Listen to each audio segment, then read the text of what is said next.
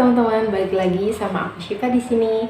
Oke, sesuai janji aku di video terakhir, aku akan bagi-bagi tentang salep jerawat atau obat jerawat yang aku pakai selama penyembuhan jerawat yang kemarin.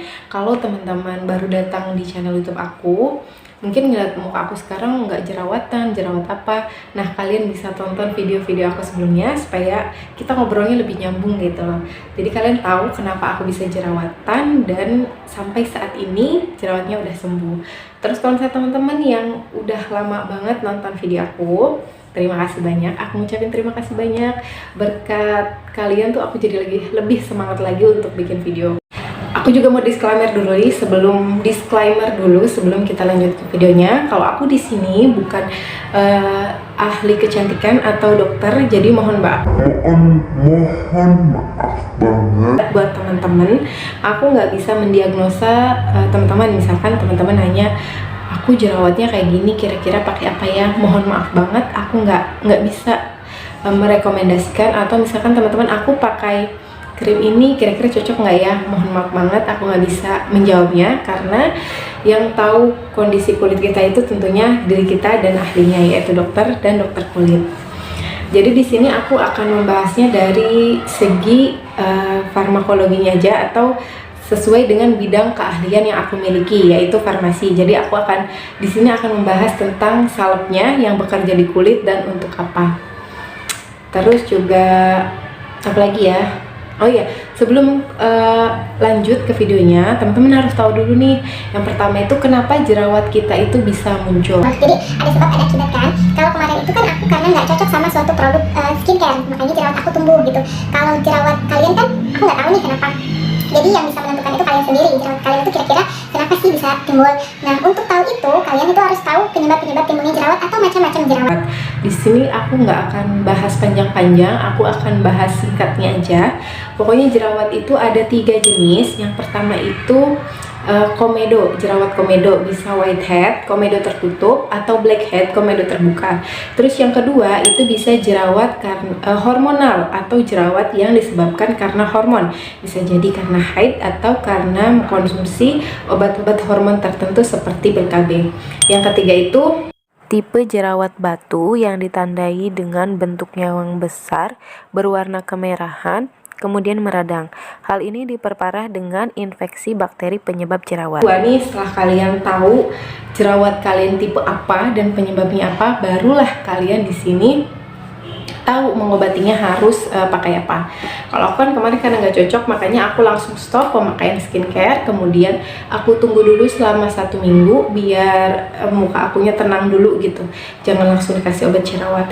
Barulah aku kasih obat salep jerawat. Dalam penyembuhan jerawat aku kemarin juga aku nggak cuma pakai salep. Aku juga nggak cuma pakai skincare, tapi aku juga pakai obat minum.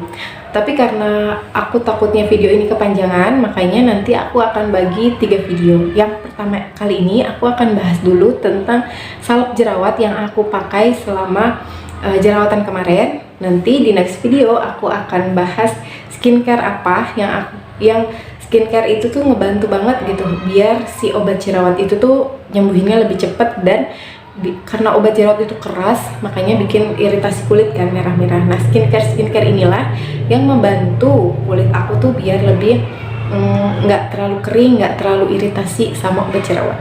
Terus di video yang ketiga nanti aku akan bahas obat jerawat yang aku pakai untuk membantu penyembuhan dari dalam. Makanya muka aku tuh jadi lebih cepet gitu penyembuhannya. Kurang lebih 2 bulan penyembuhan dari awal aku jerawatan sampai sekarang video ini dibuat, kurang lebih 2 bulan lah selama penyembuhannya. Oke. Oh ya, aku juga mau bilang kalau kalian jangan skip videonya ya, untuk supaya kalian tuh lebih paham gitu. Jangan asal ngeliat video aku terus beli di apotek. Itu nanti kalian yang ada itu salah besar dan bikin muka kalian iritasi. Jadi langsung aja ke videonya, tapi ingat ya, jangan di skip. Nah, jadi ini dia salep jerawat yang aku pakai pas kemarin aku jerawatan.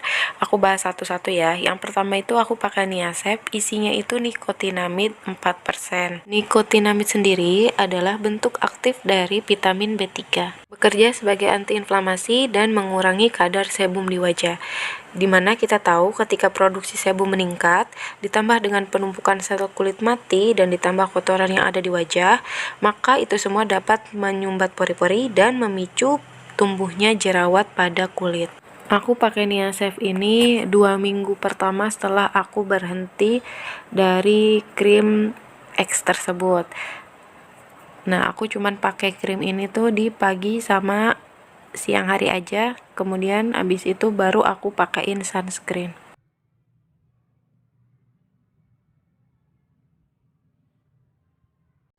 Selanjutnya adalah retinoid acid.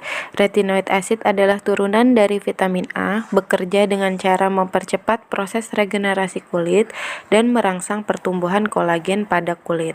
Kemudian retinoid acid ini bersifat antiinflamasi dan komedolitik atau mencegah tumbuhnya komedo. Retinoid acid ini dapat masuk ke bagian kulit lebih dalam, kemudian digunakan hanya pada malam hari karena sifat retinoid acid ini yang menipiskan stratum corneum, sehingga pada siang hari wajib sekali memakai sunscreen. Kalian juga harus hati-hati kalau pakai retinoid acid ini karena efek sampingnya itu bisa jadi iritasi kulit, kemudian kemerahan, kulit kering, sensasi seperti terbakar, dan gatal pada area kulit yang diolesi sama retinoid acid. Kalau aku pribadi pakainya itu seminggu hanya 2 kali di malam hari, jadi nggak aku pakai setiap malam. Jadi selama 2 minggu pertama pakai Niasef, kemudian lanjut di minggu ketiga itu pakai si Vitasid ini, tapi cuman seminggu 2 kali dan hanya di bagian kulit yang berjerawat. Kemudian ada Aza Cream yang isinya adalah azelaic acid 20%. Nah, si azelaic acid ini punya zat antibakteri dan antiinflamasi. Aku pakai ini hanya di bagian bekas jerawatnya aja atau di jerawat yang meradang karena punya sifat antibakteri itu kan. Jadi aku nggak pakai di seluruh muka.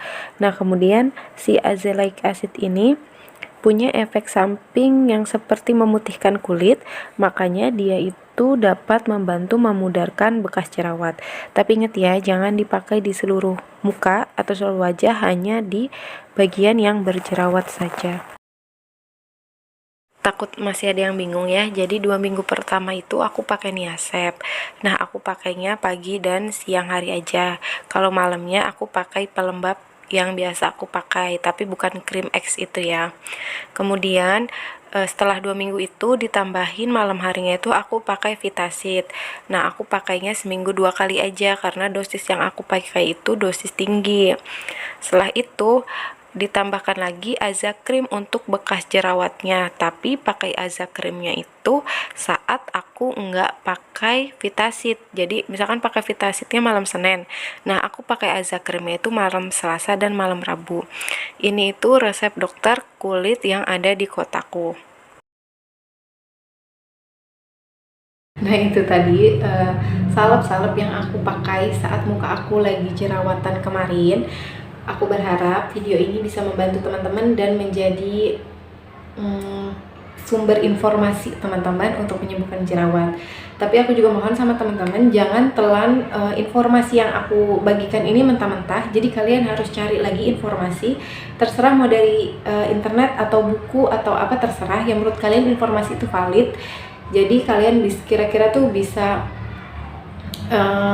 dari video dan informasi yang kalian dapat, kalian tuh bisa menyembuhkan jerawat kalian. Kalau misalkan hanya dari video yang aku buat ini, yang dikhawatirkan nantinya bukannya jerawatnya sembuh, tapi nanti malah menimbulkan efek yang tidak diinginkan di kulit seperti iritasi dan lain-lain.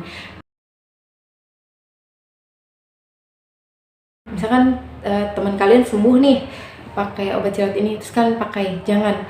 Kalian harus tahu dulu obat atau komposisi yang ada di dalam suatu produk itu apa gitu. Jadi kalian tahu, misalkan yang tadi aku pakai itu kan retinoid acid. Nah, retinoid acid itu bekerjanya kurang lebih sekitar batas maksimal. Jadi yang efek yang diharapkan dalam pengobatan itu tuh sekitar 2 bulan pemakaian. Jadi kalau misalkan sebulan pemakaian terus nggak ada hasilnya, terus kalian bilang ini mah nggak cocok, itu salah besar. Karena kita kan karena suatu obat itu atau suatu zat aktif itu membutuhkan waktu bekerja di kulit gitu, jadi nggak bisa dalam seminggu atau 5 hari itu nggak bisa. Oke, segitu aja video dari aku, semoga bermanfaat video ini dan semoga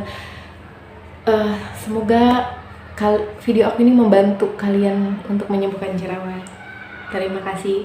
Oh ya, kalau misalnya teman-teman ada yang mau ditanyakan, silahkan ditanyakan, tapi aku tidak mendiagnosa, aku hanya menjawab pertanyaan yang menurut aku itu aku bisa jawab dan aku tahu, tapi aku nggak bisa mendiagnosa. Kalau misalnya jerawat kalian seperti apa, aku nggak bisa mendiagnosa, mohon maaf banget. Terus kalian kalau misalnya sharing-sharing tentang pengalaman kalian menyembuhkan jerawat, boleh banget, silahkan di kolom komentar. Terima kasih, see you next time, bye bye.